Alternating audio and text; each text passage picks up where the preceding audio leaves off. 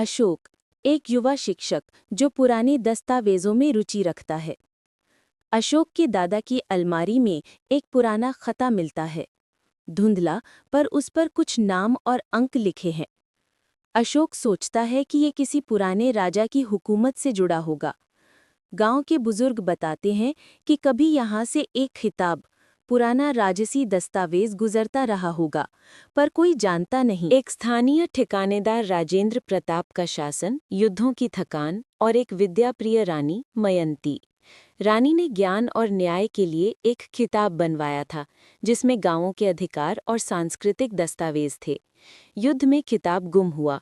कुछ लोगों ने कहा उसे नदी में गिरा दिया गया और कुछ ने कहा वो कहीं छुपा दिया गया। लिपि है।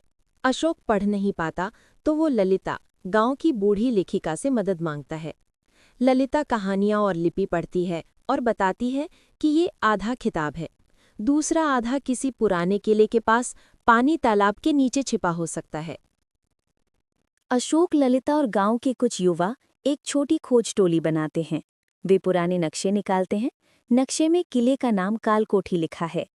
तैयारी, रात भर की चर्चा और गांव वाले जो उन्हें आशीर्वाद देते हैं, ये सब सुनाने से कहानी में मानवीय अंग आ जाता है। नक्शे में किले का नाम कालकोठी लिखा है, ये बात भी महत्वपूर्ण है। पीछे एक छोटा सा तालाब है। तालाब की सतह पर पेड़ों की परछाई और नीचे कुछ चमकता सा दिखता है। रात में वे तालाब की सतह पर देखकर समझते हैं कि वहां कुछ बर्तन जैसी वस्तु गिरी थी। अशोक और मधु पानी में उतरते हैं या तलाशी के लिए उपकरण लाते हैं। पानी में से वे एक लकड़ी की पेटी निकालते हैं, पर पेटी बंद है और उस पर वही चिन्ह है जो पीपल और ताम्रपत्र पर था। अंदर एक अक्षरों वाला कपड़ा, कुछ सिक्के और एक कागज के छोटे छोटे पैकेट मिलते हैं। कपड़े पर लिखी कहानी रानी मयंती की है। ये दर्शाती है कि खिताब में गांवों को दिए गए अधिकार, पानी के स्रोत और विध्वंस के समय सुरक्षित रखने के नियम थे। अशोक का मन भावुक हो जाता है। ये केवल दस्तावेज नहीं, गांव की आत्मा है। कहानी में मोड़ आता है। कुछ बाहरी लोग, एक जमींदार और उसका दल, इस खबर को सुनकर आते हैं और कहते हैं कि ऐसे खिताब सरकारी नहीं हैं और वे इसे अपने नाम करना चाहेंगे। गांव में तनातनी बढ़ती है। पुराना संघर्ष फिर से सामने आता है। अशोक और टोली को गांव का समर्थन चाहिए। गांव में खुली सभा लगती है।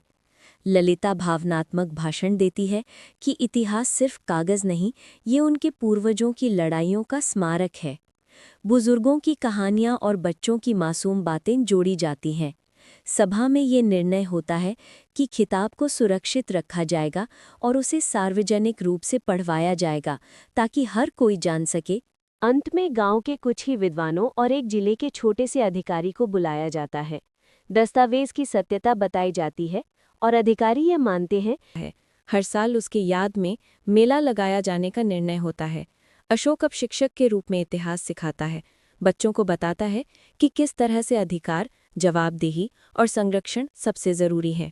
कहानी का अंत पीपल के पेड़ के नीचे बच्चों की हंसी और दस्तावेज की शांति के साथ होता है।